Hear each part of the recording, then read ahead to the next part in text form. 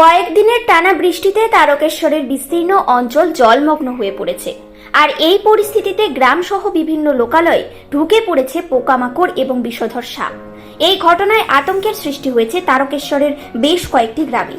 গতকাল বালিগড়ি দিঘির পাড় এলাকায় এক বিষধর সাপ ঢুকে পড়ে একটি বাড়ির ভেতরে, যা নিয়ে চরম আতঙ্কের সৃষ্টি হয়। তবে স্থানীয় বাসিন্দাদের ভরসার নাম পশুপ্রেমী সুব্রত সাহা ওরফে শীতল দ্রুত ঘটনাস্থলে পৌঁছে সাপটিকে উদ্ধার করে নিয়ে যান এবং তিনি সাপটিকে জঙ্গলে ছেড়ে দিয়ে আসেন। শীতল, যার বাড়ি তারকেশ্বর থানার বালিগুড়ি এলাকায়, ছোটবেলা থেকেই সাপ ও অন্যান্য প্রাণীর প্রতি অগাধ ভালোবাসা পোষণ করেন। এলাকাবাসীদের মতে শীতল ছোটবেলায় সাপ ধরে পকেটে পুরে বাড়ি ফিরতেন। বর্তমানে তারকেশ্বর থানা এলাকায় কোথাও বিষধর সাপ ঢুকে পড়লে সবার আগে শীতলেরই ডাক পড়ে। খালি হাতে তিনি সাপগুলি ধরে নিরাপদ দূরত্বে গিয়ে জঙ্গলে ছেড়ে দেন। এ বিষয়ে শীতল বলেন, পরিবেশের ভারসাম্য যাতে নষ্ট না হয় তার জন্য আমি এই কাজ করি। সমাজের প্রতি দায়বদ্ধতা থেকেই প্রাণীদের প্রতি আমার এই ভালোবাসা। পাশাপাশি তিনি এলাকাবাসীদের সতর্ক করে দিয়ে বলেন, সাপে কামড়ানো রোগীকে কখনোই ওঝা বা গুণিনের কাছে নিয়ে যাবেন না। সঠিক সময়ে হাসপাতালে নিয়ে গেলে রোগীর জীবন বাঁচানো সম্ভব। শীতল আরও বলেন, যখন চাঁদে মানুষ পৌঁছে গেছে তখনও আমরা সাপের বিষয়ে কুসংস্কারাচ্ছন্ন থাকি। তাই আমার বিনীত অনুরোধ, সাপ মারবেন না এবং সাপে কাটা রোগীকে সঠিক চিকিৎসার জন্য হাসপাতালে নিয়ে যান। শীতলের এই উদ্যোগ ও পরামর্শ এলাকার মানুষের মধ্যে সচেতনতা বৃদ্ধিতে সহায়ক হবে বলে আশা করা হচ্ছে। Bureau report, news prime Times. আমাদের গ্রামে দিঘির পাড় বলে একটা জায়গা আছে। একজনদের বাড়িতে গতকাল রাত্রিবেলা ঢুকে গিয়েছিল। ওরা ফোন করেছিল। ফোন করার পর দেখি ওদের বাড়ির রান্নাঘরের মধ্যে এটা খুব গর্জন করছে। ভয়ে ওরা কেউ ঘরের মধ্যে ঢুকতে পারছে না। আমাকে খবর দেওয়ার পর আমি গিয়েছিলাম। আর এটা আমি করে থাকি, ওদের কাছে নাম্বার ছিল, ওরা ডাকতে আমি গিয়েছিলাম, গিয়ে এটাকে আমি উদ্ধার করে নিয়ে এসেছি। রাত্রিবেলা একে ছাড়তে পারিনি, এই এখন দিনের বেলা এটাকে ফাঁকা জায়গায় জঙ্গলে ছেড়ে দেবো। এটা তো ধরার সময় খুব বিপজ্জনক অবস্থা মানে হওয়ার কথা, কারণ এটা তো ছোবল মারলে তো আপনারও কোনো সমস্যা হতে পারে।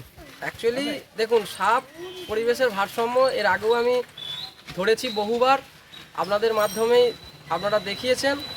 তো যাদের বাড়িতে ঢুকেছিল তাদেরও জীবন সংশয় এবং এরও জীবন সংশয়, যাতে সাপটাও বাঁচে এবং যাদের বাড়িতে ঢুকেছিল তাদেরও যেন কোনো ক্ষয়ক্ষতি না হয়, তাই জন্য সাপটাকেও বাঁচাতে পেরেছি এবং তাদেরকেও রক্ষা করতে পেরেছি, এটাই আমার উদ্দেশ্য। আর সাপটাকে ধরার কারণ একটাই আমার, একে আমি ধরে নিয়ে গিয়ে ছেড়ে দেবো, একে বাঁচানোটাই উদ্দেশ্য আমার। আপনার সঙ্গে কিভাবে যোগাযোগ হলো তো যে পরিবারের বাড়িতে ঢুকেছিল?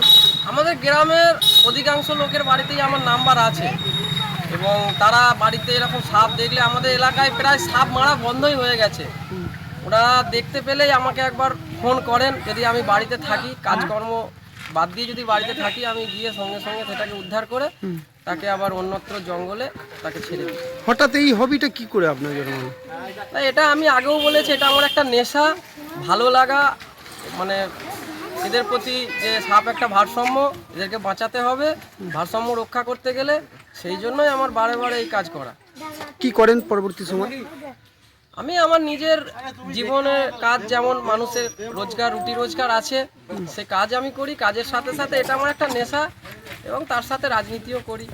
এইটা কি করবেন এবারে এই সাপটা? এটাকে নিয়ে গিয়ে আমি ফাঁকা জায়গায়, একদম যেখানে জনবসতিহীন, যেখানে জনবসতি নেই, সেই জায়গায় নিয়ে গিয়ে এটাকে ছেড়ে দেবো।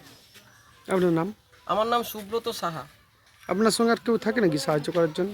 হ্যাঁ, আমার সঙ্গে থাকেন, ধরুন এই যেমন এই বন্ধু বান্ধবরা থাকে, কোথাও হয়তো খবর পেয়েছি যাচ্ছি, তখন কাউকে বললাম একবার চত একটুখানি যাতে সহযোগিতা করে, হয়তো রাত্রিবেলা গেলাম, একটু টর্চটা ধরলো, এই কোনো সময় ডামটা নিয়ে গেল, কেউ মোটর সাইকেলে চাপিয়ে নিয়ে গেল, এরকম যখন যাকে পায় সহযোগিতা করে। ঠিক আছে, ধন্যবাদ।